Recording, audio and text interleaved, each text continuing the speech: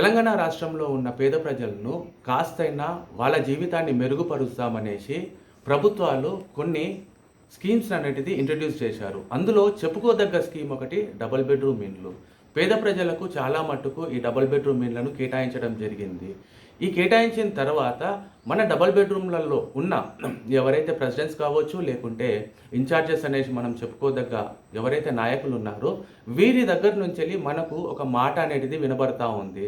మీ యొక్క ఇండ్లను తిరిగి ప్రభుత్వం స్వాధీనపరుచుకుంటారు మీరు ఈ నియమ నిబంధనలను పాటించకుంటే అనేసి ఒక బెదిరింపు ధోరణి అనేది మనకు కనబడతా ఉంది.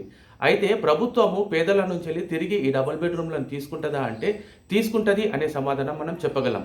అయితే ఏ సందర్భంలో పేదల దగ్గర నుంచి ఈ డబుల్ బెడ్రూమ్ తీసుకోవడం జరుగుతుంది, ఎలాంటి ఉల్లంఘనలు మనము అతిక్రమిస్తే ప్రభుత్వము మన ఇండ్లను జప్తు చేసుకుంటుందో ఈ వీడియోలో క్షుణ్ణంగా తెలుసుకుందాం పదండి.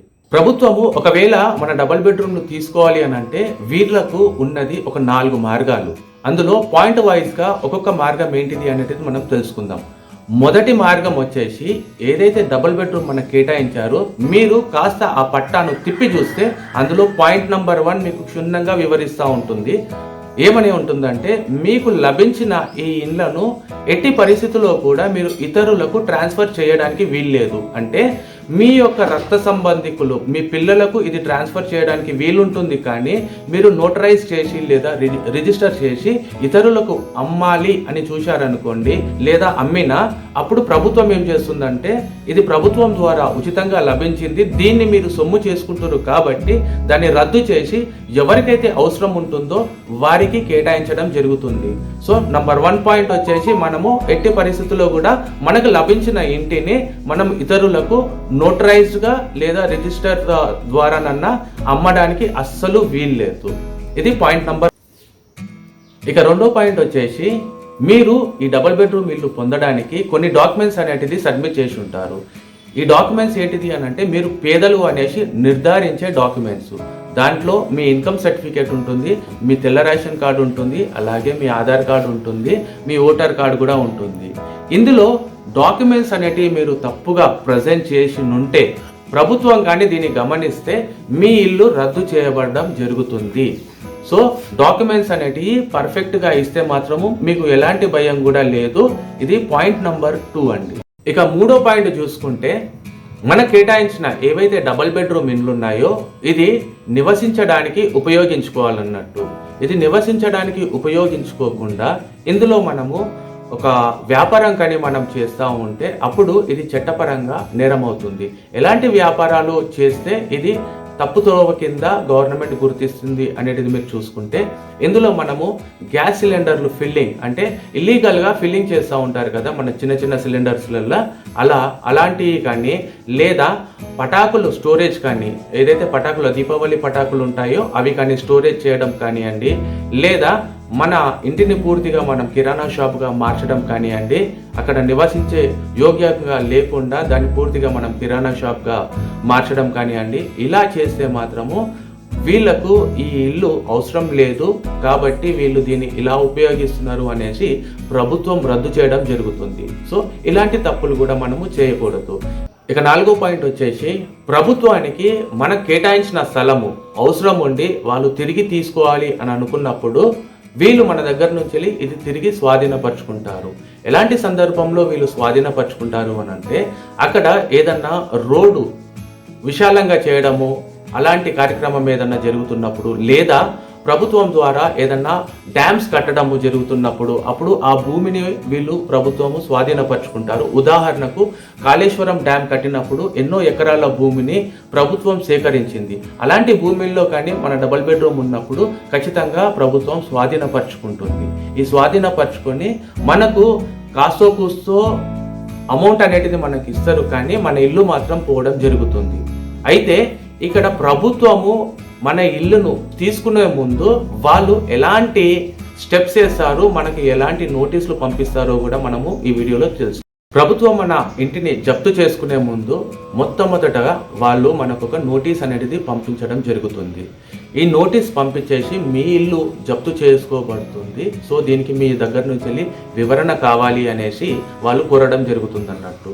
ఆ నోటీసు అందుకున్న తర్వాత మనము మన ఇంటిని ఎందుకోసమో ఇల్లీగల్గా అమ్మాము, లేదా ఎందుకోసం మనము మన ఇంట్లలో షాపులు పెట్టుకున్నాము, లేదా మన ఏదైతే డాక్యుమెంట్స్ సబ్మిషన్ చేశామో ఒకవేళ అది మనం తప్పుగా కానీ సబ్మిషన్ చేస్తే అది ఎందుకోసము మనము చేయడం జరిగింది అనేది వాళ్ళకు వివరిస్తూ మనం వాళ్ళకు లెటర్ రాయాల్సి వస్తుంది. అప్పుడు ఆ లెటర్లు వాళ్ళు క్షుణ్ణంగా పరిశీలించి ఒకవేళ వాళ్ళు యాక్సెప్టబుల్ అయితే అప్పుడు మన దగ్గర నుంచి వెళ్ళి మన ఇంటిని తీసుకోకుండా వాళ్ళు ఆగుతారు. ఇక వన్స్ ఒకవేళ వాళ్ళకి సరైన సమాధానం అందకుంటే తిరిగి వాళ్ళు రెండోసారి ఇన్స్పెక్టర్ను అక్కడ ఫిజికల్గా చెక్ చేయడానికి అనేసి పంపించడం జరుగుతుంది. ఈ ఇన్స్పెక్టర్ మన ఇంటి దగ్గరకు వచ్చేసి ఇక్కడ మన ఇల్లు నిరుపయోగంగా ఉందా, ఎలాంటి పరిస్థితుల్లో ఉంది, ఒకవేళ నిరుపయోగంగా మనుషులు లేకుండా బూజు పట్టిపోయేసి ఒక దయ్యాల ఇల్లు ఉంటుంది చూడండి, ఆ రకంగా కానీ మన ఇల్లు ఉందా అనేది ఇది మొత్తం కూడా ఆ ఇన్స్పెక్టర్ చెక్ చేయడం జరుగుతుంది. అలా చెక్ చేసి రిపోర్ట్ రాసి హౌసింగ్ డిపార్ట్మెంట్కు పంపించడం జరుగుతుంది.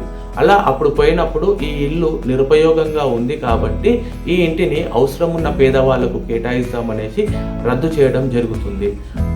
ఇదే కాకుండా ఇన్ కేస్ మనం పేదరికంలో ఉన్నాము కాబట్టి మనకి ఇల్లు వచ్చింది కదా, ఒకవేళ మనం పేదలము కాదు అనేసి నిర్ధారించడానికి ఏదన్నా వాళ్ళకు క్లూస్ కానీ మన పైన దొరికితే అప్పుడు వాళ్ళు ఇది రద్దు చేయడం జరుగుతుంది. ఇదే కాకుండా ఇంకొక పాయింట్ కూడా మీకు యాడ్ చేసి చెప్పాలని అనుకుంటున్నాను. మన ప్రభుత్వము డబుల్ బెడ్రూమ్ ఇండ్ల కంటే ముందు కూడా పేదలను పైకి తేవడానికి ఎన్నో పథకాలు అనేవి పెట్టాయి. అందులో బాబే గృహకల్ప ఉంది, రాజీవ్ గృహకల్ప అనేసి ఉంది, ఇందిరమ్మ గృహకల్ప అనేసి స్కీమ్స్ ఉన్నాయి. ఇలాంటి స్కీమ్స్లో కానీ మనం లబ్ధి పొంది తిరిగి ఈ స్కీమ్లో కూడా మన పేరు వచ్చేదనుకోండి, అప్పుడు కూడా మన ఇంటిని రద్దు చేసే అథారిటీ గవర్నమెంట్ దగ్గర ఉండడం జరుగుతుంది. సో ఇదంతా ప్రాసెస్ జరిగినాక కూడా ప్రభుత్వానికి అంత తేలికైన విషయం కాదు. సో ప్రభుత్వం ఏం చేస్తుంది అని అంటే కోర్టును ఆశ్రయించి వీరి దగ్గర నుంచి వెళ్ళి మేము ఈ ఇంటిని స్వాధీనపరుచుకుంటున్నాము, ఈ కారణాల వల్ల మేము వీళ్ళ దగ్గర నుంచి వెళ్ళి ఇంటిని స్వాధీనపరుచుకుంటున్నాము అనేసి వీళ్ళు లిఖితపూర్వకంగా ఒక కేసు అనేది కోర్టులో వేయడం జరుగుతుంది. అప్పుడు కోర్టు ద్వారా ఏదైతే ఆదేశం వస్తుందో ఆ ఆదేశాల ప్రకారంగా వీళ్ళు మన ఇంటిని జప్తు చేసుకోవడం జరుగుతుంది.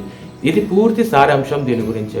అయితే మనం మన ఇంటిని ఏ రకంగా వాడుకోవాలి, ఎలా ప్రభుత్వం జప్తు చేసుకుంటుంది అనే విషయాన్ని మీకు పూర్తిగా ఈ వీడియోలో అర్థమైంది అని అనుకుంటున్నాను. తిరిగి నెక్స్ట్ వీడియోలో అసలు మన బ్లాక్ను మెయింటైన్ చేయడానికి మెయింటెనెన్స్ ఛార్జెస్ అనేవి ఏంటిది, ఈ మెయింటెనెన్స్ ఛార్జెస్ ఏ రూపంలో వాడాలి, ఒకవేళ తప్పుగా మెయింటెనెన్స్ ఛార్జెస్ను కానీ వాడితే యూజ్ చేస్తే అప్పుడు ఎలాంటి కేసెస్ అనేది ఆ సంబంధిత ఇన్ఛార్జెస్ పైన, సంబంధిత ప్రెసిడెంట్స్ పైన బుక్ అవుతాయి. ఆ వివరాలు కూడా నేను రాబోయే వీడియోలో నేను పోస్ట్ చేయడం జరుగుతుంది. సో నా వీడియోను ఖచ్చితంగా మీరు చూడండి. ఇలాంటి ఇన్ఫర్మేషన్స్ ఏదైతే ఇన్ఫర్మేషన్ ఉందో ఈ ఇన్ఫర్మేషన్ మీరు పొందాలి అని అనుకుంటే ఖచ్చితంగా ఈ వీడియోను ఇతరులతోటి కూడా మీరు షేర్ చేయండి. దీనివల్ల ఏమవుతుందంటే ఏదైతే మన పేద ప్రజలలో ఉన్న భయాన్ని తొలగించిన వాళ్ళమవుతాము, చట్టాలను మనం తెలుసుకుంటాము, అందులో చట్టాలు ఏదైతే పొందుపరుచున్నారో వాటిని పూర్తిగా మనం అవగాహన చేసుకుంటే మనము ఎలా ప్రవర్తించాలో మనము సాఫీగా తెలుసుకొని ఆ విధంగా మనము ప్రవర్తించగలుగుతాము.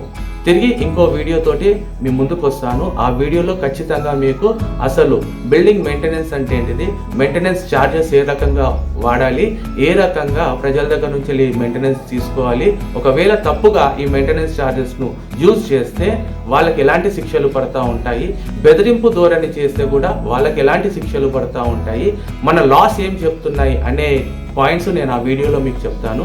ఆ వీడియోకు మీరు ఖచ్చితంగా ఆ వీడియోను కూడా చూడాలి అనేసి నేను కోరుతున్నాను. Thank you. తిరిగి మళ్ళీ ఒకసారి కలుస్తాం.